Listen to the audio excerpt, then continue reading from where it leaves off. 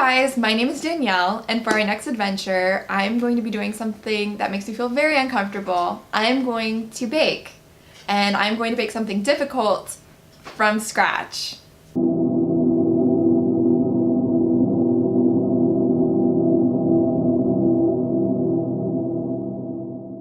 So the decision-making process behind making a souffle was we literally typed into Google what, most difficult dessert recipe to make, and a souffle popped up. And I feel like I had heard a lot of things about souffles being difficult, so I decided to give it a try. And that was literally the entire decision-making process. We are on our way to the grocery store to pick up some of these ingredients because honestly, a lot of these ingredients we just don't keep in the house and have never ever had in our house. So this should be exciting.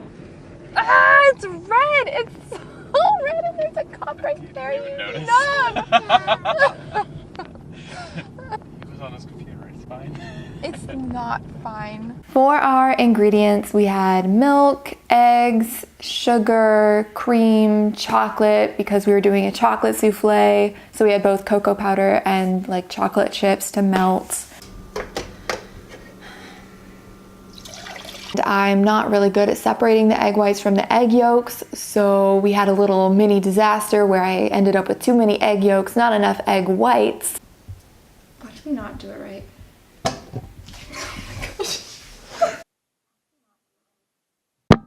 Throughout this video of me making the souffle, you'll notice that I look at the instructions a lot, and that is because I am terrible at following directions, which is part of why this was so difficult for me.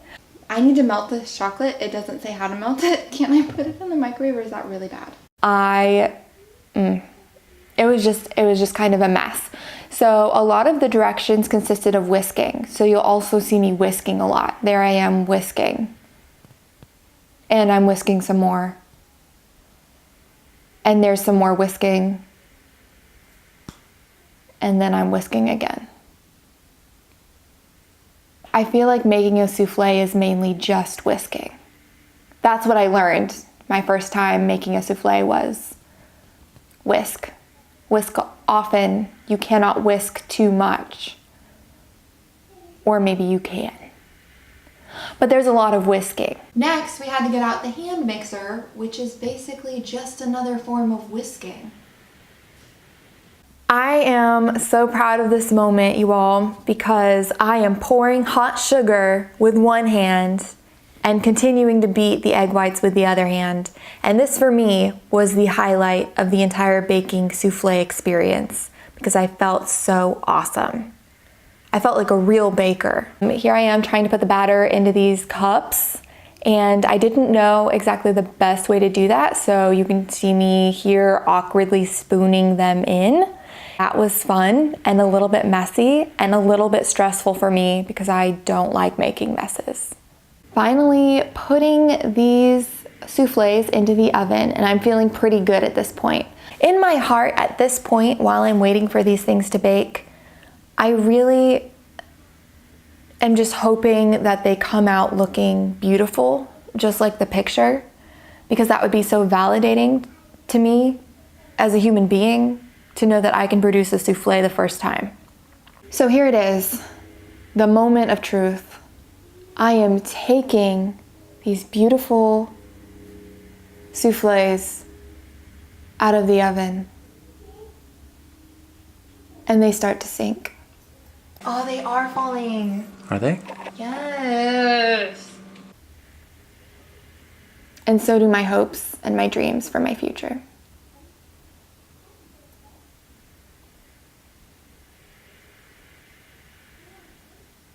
Not really.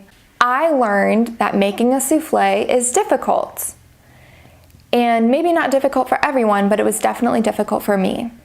I find it difficult to multitask. It required a little bit of that. Should I try to multitask, or should I literally go step by step? But more than that, I did not prepare it all beforehand. Oh, the chantilly cream, which is not me. I did not look up things that can go wrong in making a souffle.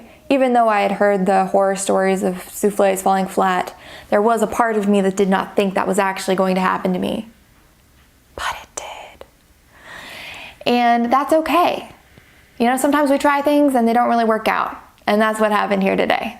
I feel like this adventure was a little bit different because it did not end up going super well. I did not end up with beautiful souffles. I ended up with weird cake brownie cups. And sometimes that's what happens, I guess. Sometimes you try new things and then they fall flat, literally. So anyway, I hope that this video helps inspire and encourage you to try things that you've always wanted to try, or those little tiny adventures like making a souffle or maybe baking a cake from scratch. Even if they don't go well, at least you did them. Thank you all so much for watching. If you enjoyed this video, please like and subscribe.